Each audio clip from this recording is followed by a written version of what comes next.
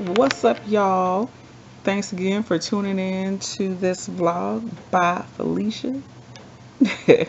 Make sure you subscribe, share, comment, and like all of that good stuff.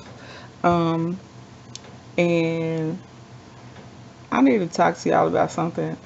I don't really want to talk about it, but I need to talk about it. Um, I was having this conversation with this person, with this young lady. Um, we were talking about relationships and, um, you know, my desire to be in a relationship and all types of stuff. And we went into some details that I'm definitely not going to put on a vlog, but if you know me, then you know. Um,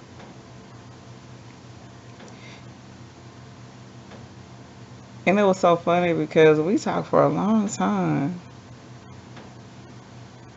She and I, we had a long conversation. I should have put this on first. Um, I'm just trying to get a little.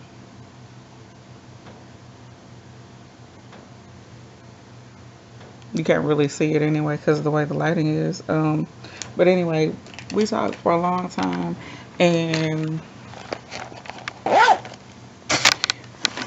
um, shared a lot of detail on just why, like, oh, we just talked about a lot of things. We talked about why I want to be in a relationship and what type of relationship I want to be in and all of that. Because here's the thing, like, honestly, I'm really, really picky, and I'm always going to be picky. That's not going to stop. I don't think, I think um, too many times we don't have standards because we're afraid to be alone. And like being alone isn't that bad to where for me to where I want to like settle for just something that is not going to make me happy because I'm I'm a happy person. Like as much as I want to be in a relationship, I'm not miserable being it's alone. Not even so much what I can do for myself and by myself. Like that's a thing, but it's also the fact that I have a relationship with God, so I don't feel lonely all the time. I have moments, I think everybody has moments. I think people in relationships sometimes have moments, but um, you know what I'm saying? But it's not like to the point where oh, I'm just miserable and I can't be by myself, and to the point where I'll just be in any relationship just to not have to deal with myself or to not have to do things by myself. That's that's not really me. But in sharing the details of kind of how I operate and stuff like that, um, and just what my heart's desires are and what I believe God has said for me. Um, and we talked about some things. We talked about some details. Details. What is that?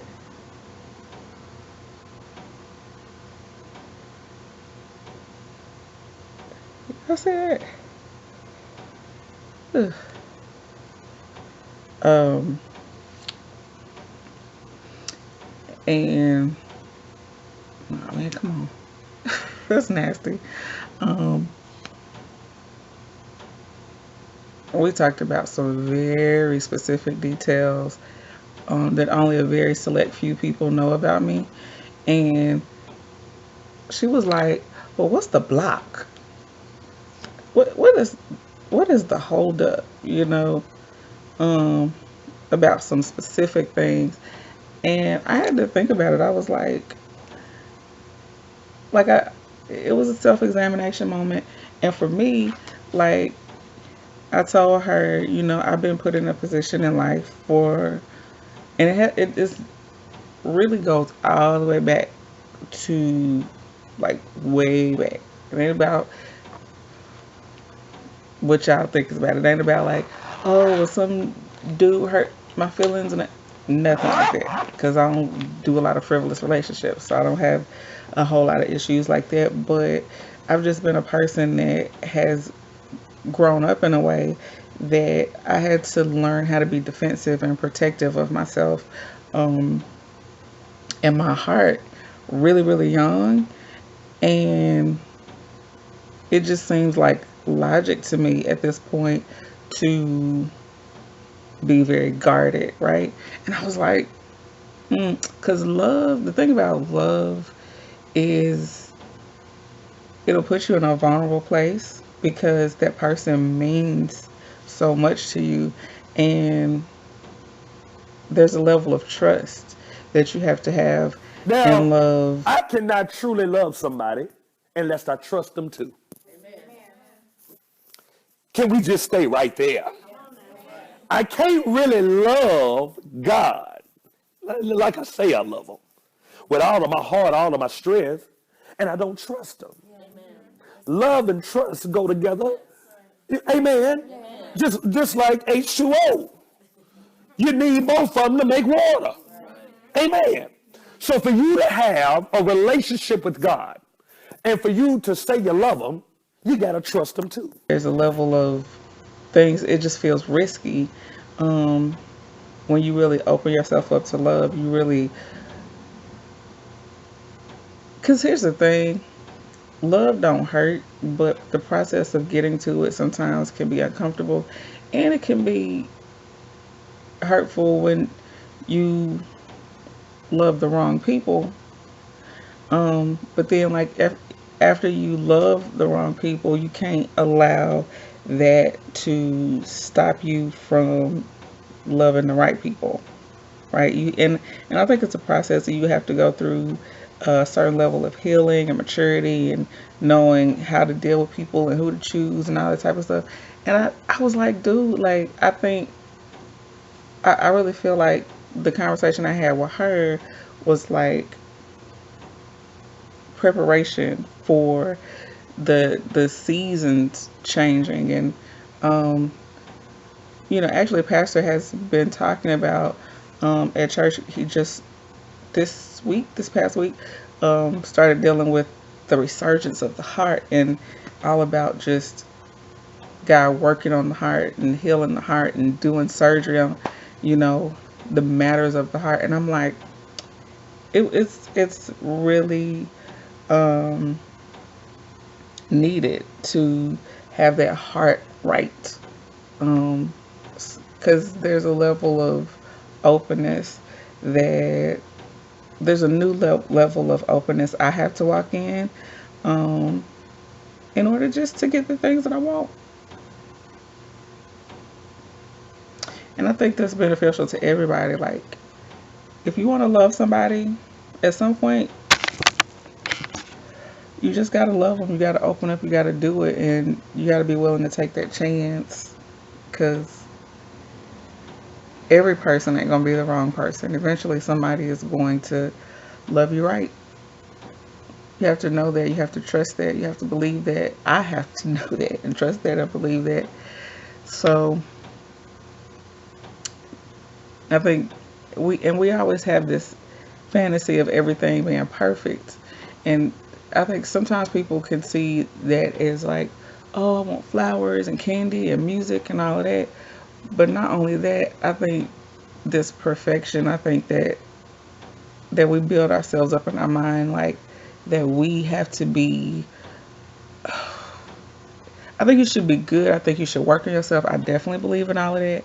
But you're never going to be done. As long as we're living, we're always going to be growing, learning, and becoming better. And so, you have to know that there's going to be conflict, there's going to be misunderstanding in relationships. That's how you grow together. That friction polishes you, And we can't be afraid of the imperfections that we'll have to face in ourselves and in other people, and just in relationships in general. You're not gonna. I'm trying to think of an example where we look at um, just the relationship and just, oh my goodness, everything is so perfect. And you think there's no. I know with my grandparents, my mom's parents, they are the perfect couple. Like they were, when they were here and living, they were just like, they were just, oh my goodness, just. And I remember Big Mama sharing with me a little bit of some moments where they had some friction, and it wasn't like, no knockdown, drag out, but still, it's the idea of like, oh my goodness, they had an argument, and she was talking about the way he apologized and how she couldn't stay mad, and I'm just like, oh, it's so sweet, but they had to go through the conflict to get to that. It ain't gonna be perfect, and then it's a dangerous place to let your guard down, but it's the only way you can truly, truly allow yourself to be loved and to love somebody else. You gotta let your guard down. I gotta let my guard down. I'm telling you, I gotta let my guard down. There's some things I gotta be like transparent about, and take that leap of faith and saying, okay, I'm gonna open up, because if what I want is within my reach, but I'm so busy doing this, somebody could be trying to hand me something. I'm like, I'm trying to protect myself. I'm trying to protect myself. No, I don't want to get hurt. I'm gonna play it cool. I'm gonna play it cool. I'm gonna miss out. I don't know if I'm even put this on the vlog, but I had to record it because that was on my heart. Like, because it was really, I really thought about it. I was like, yo, because we talked about some things. And I was like, that's why I didn't record it, because it was some things that we talked about. And I was like, you know what? Because she was like, what's the block? And I was like, you know what? Fear and pride. And fear and pride roll deep together. They do. Set us free from the pride and the fear and all the things God put together to make each other free from. Isn't it mystery? Isn't it mystery how God's sovereignty magic tricked us from two sexually broken people and made us one flesh whole in matrimony and made us holy? Identities now up to God to give, for God to define, for Jesus to see and tell us who we are. We are His and each other's. And ain't that a miracle? The process of turning two into one, unclean into forgiven, the visibility of God's voice when we became the Lazarus to whom He spoke. Pride, fear will make you prideful. I can't do that right now. I don't have time for that. And we be telling ourselves we too busy, and we trying to be responsible, and I don't want to do the wrong things and say the wrong things. I'm just trying to be, live right and honor God, and I don't want to do anything that's out of order. And that stuff, we be saying that stuff, and we really just be scared. So we mask it in our perfections, or our attempt to be perfect. That's what it be. I don't want to say, I don't want to be out of order. Like, no, you don't want to get hurt. That's what's really going on.